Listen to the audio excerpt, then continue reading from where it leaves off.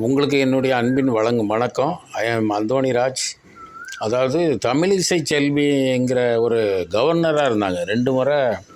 அவங்க பாண்டிச்சேரியிலையும் ஒரு ஒரு ஸ்டேட்டில் 2 முறை 2 இடத்துல பொறுப்பு எடுத்து பெரிய அளவில் உள்ள ஒரு கவர்னர். அவங்களுக்கு அவங்க அவங்க நல்லா பேசுவாங்க, பேச்சு திறன் உண்டு. அப்புறம் அவங்களுடைய இப்போ தாப்பனார் குமரி ஆனந்தன் பனை வளர்ச்சி வாரியெல்லாம் அவங்ககிட்ட கொடுத்துருந்தாங்க. அவங்க நல்லா செயல்படுவாங்க. அதாவது தான் எந்த இதில் இருக்காங்களோ அதில் நல்லா செயல்படுவாங்க. ஆனால் அவங்க போய் சேர்ந்துருக்கிற குரூப்பை பார்த்திங்கன்னா அது ஒரு மாதிரி ஒரு கட்சி, அதாவது மதவாத கட்சி. மதத்தை முக்கியப்படுத்தி மக்களை மிருகங்களாக நினைக்கக்கூடிய ஒரு கட்சி.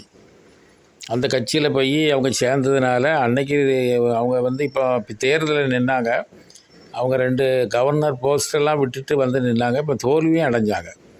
அப்படி தோல்வி அடைஞ்சு அவங்க இருக்கிறவங்கள ஆற்றணும், தேற்றணும். அங்கே டெல்லியில் இருக்கிறவங்க அமித்ஷா என்ன பண்ணுறாருன்னா, கையை அப்படி ஒரு மாதிரி வச்சுட்டு பக்கத்தில் மேடையில் அது குனிஞ்சு பக்கத்தில் போய் வணக்கம் போடுது.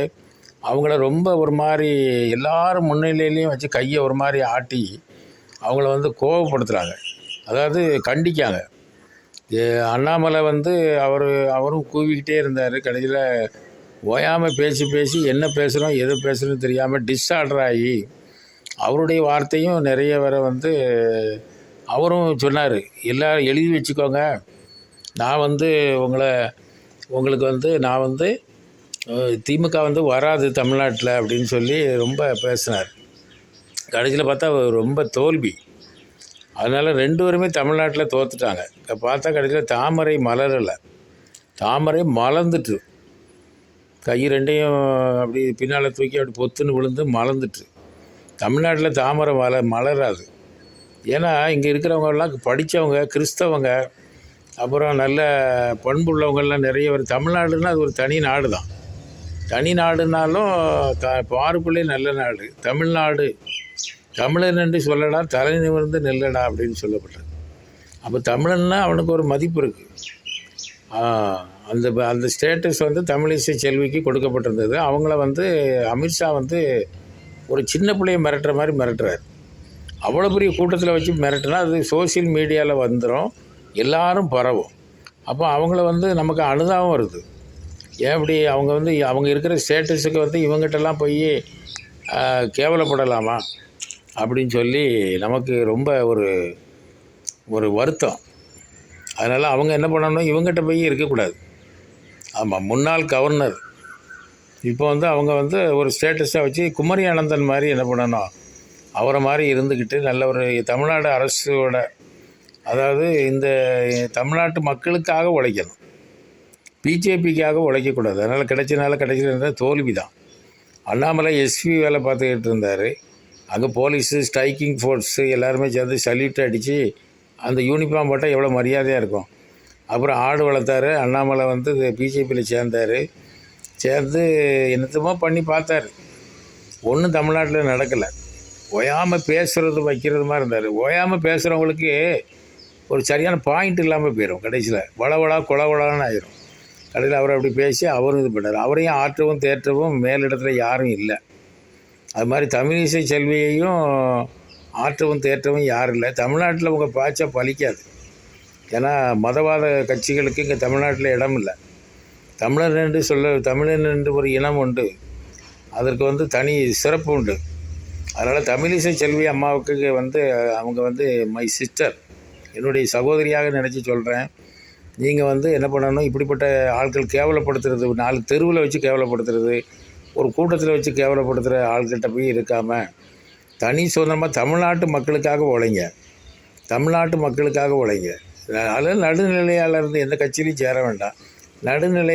நிலையாளராக இருந்து தமிழ்நாட்டுக்காக உழைங்க. இவங்களை போய் சேவம் பண்ணால் இவங்க அதை நினைக்கவே மாட்டாங்க. அந்தந்த நேரத்துக்கு ஆள் வேணும், அவங்கள வச்சு நடத்திட்டு அத்தை குத்து. தோல்விங்கிறது தான் எல்லாருக்கும் உண்டு. நீங்கள் சொன்னீங்கல்ல, தோல்விங்கிறது எல்லாருக்கும் உண்டு, வெற்றியும் உண்டு. என்ன சில்லாட்டை பராட்டை அப்படிலாம் சொல்லாதீங்க அப்படின்னு சொன்னீங்க. அப்போ நீங்கள் உங்களுக்காக நாங்கள் தமிழ்நாட்டில் உள்ளவங்க எல்லோரும் உங்களுக்கு ஒத்துழைப்பு தரோம். இப்போ இருக்கிற ஆட்சியும் உங்களுக்கு ஒத்துழைப்பு கொடுக்கும். பிஜேபியை விட்டு வெளியே நீங்கள் என்ன பண்ணணும்னா தமிழ்நாட்டு மக்களுக்கு அண்ணா குமரி ஆனந்தன் ஐயா மாதிரி நீங்களும் சேவை பண்ணணும். உங்கள் தனித்திறமை இருக்குது, இவங்ககிட்ட போய் சேரக்கூடாது. உங்களுக்கே திறமை இருக்குது, திறமை இல்லாத ஆள்கிட்ட போய் நீங்கள் போய் சேர்ந்தீங்கன்னா உங்களை மட்டம் தட்டி மண்டையில் அடித்து உங்களை முன்னேற விடாமல் ஆக்கிடுவாங்க. அதனால் தமிழிசை செல்வி அம்மா நீங்கள் என்ன பண்ணுங்கள், தனித்து செயல்படுங்க, தமிழ்நாட்டுக்காக செயல்படுங்க. உங்களை தமிழ்நாட்டு மக்கள் வாயார மனமாற வாழ்த்தும்படி நீங்கள் உங்களுடைய பணி, மக்கள் பணி சிறக்க உங்களை வாழ்த்துக்கிறோம். வெற்றியும் தோல்வி வீரனுக்கு அழகு. அதனால் கவலைப்படாதீங்க. அந்த கட்சியில் போய் இருக்க போய் தான் தோற்றுருக்கீங்க. தமிழ்நாட்டில் நீங்கள் தமிழ்நாட்டு மக்களுக்காக மட்டும் சேவை செய்கிற மாதிரி ஒரு மனப்பான்மையோடு நடுநிலையாளரோ அல்லது இப்போ இருக்கிற அவங்க அப்பா எப்படி ஒரு தமிழ்நாட்டில் உள்ள கட்சியில் சேர்ந்தாரோ அவங்களோட இருந்து கூட செய்யலாம். அதனால் உங்களுக்கு இருக்க செல்வாக்கை பயன்படுத்தி நீங்கள் இவங்க மாதிரி ஆட்கள்லாம் உங்களை இப்படி கையை வச்சுக்கிட்டு மிரட்டுறது, இந்த கையை விட்டு ஒரு விரலை வச்சுக்கிட்டு இப்படி அசைச்சு மிரட்டுறதுலாம் வைக்கக்கூடாது. விரல் நீட்டுதல் மோசமானது.